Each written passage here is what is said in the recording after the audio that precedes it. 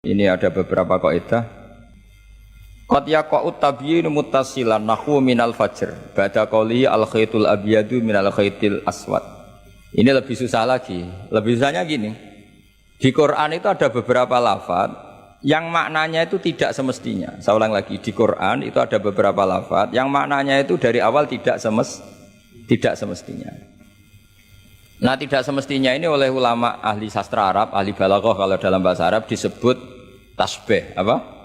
Tasbih. Jadi kalau orang Arab, sebetulnya ya sama, orang Arab, orang Indonesia sama dalam apa? Pemaparan sama. Kalau Zaid itu agak ganteng, agak yang gantengnya agak. Itu orang Arab bilang itu Zaidun kal qamar. Zaid itu ibarat rembulan.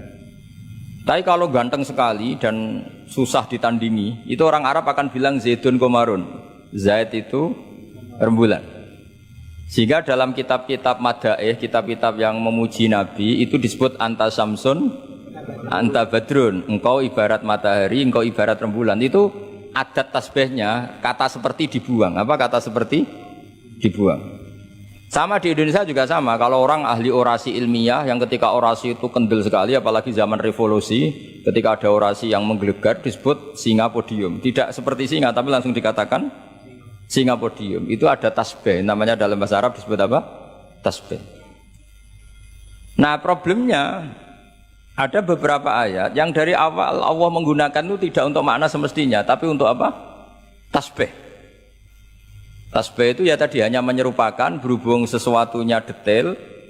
Adat tasbih, kata seperti itu dibuang. Misalnya gini, inna min azwajikum wa auladikum aduwwal lakum. Istri kamu, anak kamu itu musuh kamu. Oh, itu kan ngeri, masa anak sama istri dikatakan musuh. Nah, tentu itu ada proporsinya. Ketika anak istri kita tidak menopang kesalehan kita, tidak menopang ketaatan kita, maka perilakunya sebagaimana musuh. Tapi ketika mereka baik, benar-benar baik, kata Nabi, sebaik-baiknya pemberian dari Allah dan sebaik-baiknya mata udunya adalah almaratus solihah, wanita yang solihah, yang membantu kamu menjadi orang baik. Artinya apa? Ada proporsi di mana perempuan digelari musuh, distatuskan musuh. Ada proporsi di mana perempuan berstatus pembela atau penopang ketaatan. Ya sudah seperti itu. Nanti kalau baca Quran, baca hadis seperti itu. Di mana wanita dipuji maknanya kayak apa? Ketika dikritik maknanya kayak apa? Lelaki juga gitu sama.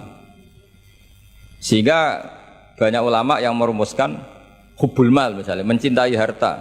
Itu hukumnya gimana? Ya kalau untuk kebaikan ya baik, kalau untuk keburukan ya buruk. Nah, makanya innama amwalukum wa auladukum fitnah. Harta kamu, anak kamu itu ujian. Nah, ini penting sekali dikenalin sehingga Quran itu tidak saling bertabrakan. Ya, Quran itu tidak saling bertabrakan. Di ayat ini perempuan dipuji, di ayat ini perempuan dikritik. Misalnya tadi inna min azwajikum wa auladikum aduwwal lakum, tapi ada ayat fassolihatu qanitatun hafidhatul lil ghaibi bima hafidha. Perempuan itu luar biasa, penjaga kedamaian, penjaga kehormatan, itu luar biasa dipuji. Ya tentu dalam konteks yang layak dipuji. Kalau sedang dikritik ya dalam konteks yang layak dikritik. Artinya pujian ini bukan cek kosong tanpa pengecualian, dihujat atau dikritik juga tanpa cek kosong tanpa pengecualian. Lagi-lagi kaidahnya itsma min amin illa wa yatakhayyalu fihi takhsis. Tidak ada lafaz umum kecuali di situ terbayang ada kekhususan. Ya jelas ya. Jadi, nah kemudian kekhususan itu gimana? Kalau dalam ilmu fikih disebut menghilangkan masodak. Masodak itu pokoknya ini tak pakai bahasa asli ya, biar nanti habis ngaji itu keren. Ini pasti pakai bahasa asli yang di usul fikih. Masodak itu satu nama yang mencakup sesuai kriteria, definitif lah kalau dalam bahasa inteleknya ini. Misalnya gini, ini coba pegangin. Ini yang dikatakan tangan ini sampai ini kan, ini semuanya tangan. Nah ini namanya mujmal. Kata Rasulullah misalnya kalau kamu wudu, basuhlah tangan kamu. Tapi secara sanad kita sampai Rasulullah basuh tangan itu sampai sini saja. Ya kan? Itu di bab wudu sampai siku saja. Tapi sikunya terbasuh loh ya. Jelas ya. Padahal ini juga tangan. Tapi di bab qat'u yadis sarik, di bab memotong tangannya pencuri, wasariqu wasariqatu faqta'u aydiyahuma. Orang kalau mencuri dalam ajaran Islam atau negara Islam dipotong tangan. Segini apa hanya segini? Sampai gelang kaki apa mata ini namanya? Pergelangan apa sampai sini? Pergelangan. Padahal kalimatnya ya faqta'u aydiyahuma, maka potonglah tangannya. Tapi ternyata di bab potong tangannya pencuri di negara Islam hanya pergelangan, tapi di wudu sampai siku. Lalu kalau mau tanya ukurannya apa Gus? Ya itu ukurannya ngaji tadi. ya ukurannya ngaji memang nggak bisa dijelaskan. Kalau nggak paham jangan protes terus. Ya sudah seperti itu.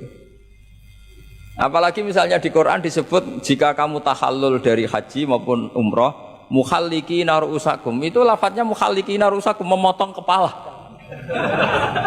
Masa setelah haji dibantai kan enggak? Nah itu ru'us di situ itu dengan makna apa? Rambut. Lalu pertanyaannya harus semua apa sebagian? Nah itu kan masalah. Nah itu namanya mujmal. Mujmal itu lafadz yang umum, masodak kalau dalam bahasa Arab. Kemudian kita mencari-cari sanad. Saya ulang lagi, kita mencari-cari sanad sampai Rasulullah dulu beliau maknanya kayak apa. Akhirnya ternyata Rasulullah kalau tahallul ada yang gundul, pelontos, didoakan sampai 3 kali, Allahumma marhamil muhallikin. Terus sahabat pada usul, wal muqassirin ya Rasulullah. Masyhur itu kan, ya Allah semoga orang yang cukur gundul engkau beri rahmat yang banyak. Sahabat yang enggak mau gundul usul, wal muqassirin juga yang cukur apa? Pendek. Nabi masih ngulang lagi, Allahumma marhamil muhallikin. Mereka protes lagi, wal muqassirin ya Rasulullah, tapi Nabi masih gak mau ngendikan apa? Nah, terus baru ketiga sudah disebut, baru yang terakhir bilang apa? Wal muqassirin juga yang cukur pendek. Lalu ukurannya apa? Imam Syafi'i milih qadru'un mulatil asbu, sekadar apa? Ujungnya apa? Jari. Sehingga pokoknya kira-kira segini. Jumlahnya minimal berapa?